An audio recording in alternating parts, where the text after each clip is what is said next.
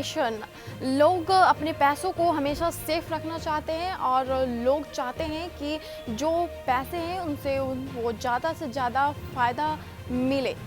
जिससे लोग अपने पैसे को बैंक में सेफ रखते हैं और वो बैंक में इंटरेस्ट लेते हैं। जी हाँ, आज हम बैंक से रिलेटेड कुछ ऐसी जानकारी आपको देंगे जिससे आपको भी लाभ मिलेगा। आज हम बताने जा रहे हैं कि एफडी यानी फिक्स डिपॉजिट से लोग कैसे ज़्यादा से ज़्यादा लाभ कमा सकते हैं। आरबीआई के रेपो रेट बढ़ाने के बाद अब बैंकों ने भी फिक्स डिपॉजिट यानी एफडी पर ज़्यादा ब्याज देना शुरू कर दिया है। हाल ही में देश के सबसे बड़े bank SBI, HDFC, yes bank, Kotak Mahindra और इंडियन ओवरसीज बैंक ने एफडी की ब्याज दरों में बदलाव किया है। ऐसे में अगर आप इन दिनों फिक्स डिपॉजिट यानी एफडी में निवेश करने जा रहे हैं तो आपको बैंकों की नई ब्याज दरों के बारे में पता होना जरूरी है। यहाँ हम आपको बता रहे हैं कि आपको अब कहाँ निवेश करने पर कितना ब्याज मिलेगा। एफडी से मिलने वाली ब्याज दर पर भी देना होता है टैक्स। एफडी से मिलने वाला ब्याज पूरी तरह से टैक्सेबल होता है। आप एक साल में एफडी पर जो भी ब्याज कमाते हैं वो आपकी एनुअल इनकम से जुड़ता है।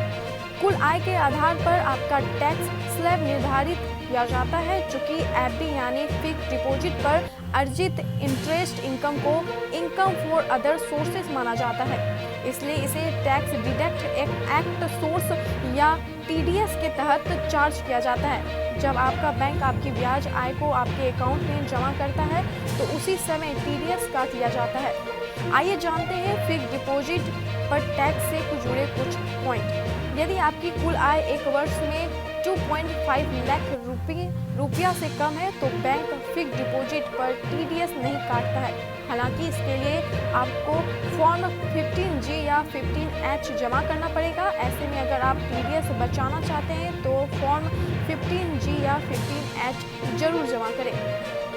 यदि सभी एफडी से आपको इंटरेस्ट इनकम एक वर्ष में 40,000 रुपये से कम है तो टीडीएस नहीं काटा जाता है। वहीं अगर आपकी ब्याज आय 40,000 रुपये से अधिक है तो 10% टीडीएस काटा जाएगा। पैन कार्ड नहीं देने पर बैंक 20% टीडीएस काट सकता है।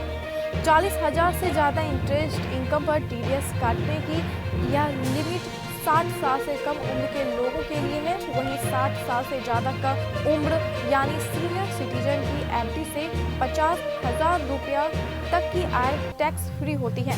इससे ज़्यादा आय होने पर 10% टीडीएस काटा जाता है। अगर बैंक ने आपकी एफडी इंटरेस्ट इनकम पर टीडीएस काट लिया है और आपकी कुल आय इनकम टैक्स के दायरे में नहीं आती है तो आप कटे गए टीडीएस को टैक्स फाइल करते समय क्लेम कर सकते हैं। ये आपके अकाउंट में क्रेडिट कर दिया जाएगा। ये थी एफडी से रिलेटेड कुछ महत्वपूर्ण बातें। जो अब कभी जाएं एफडी कराने किसी भी बैंक में तो इस खास बातों का ध्यान रखें और आप ज़्यादा से ज़्यादा लाभ प्राप्त करें। ऐसे ही खबर और अपडेट्स के लिए बने रहें। नमस्कार।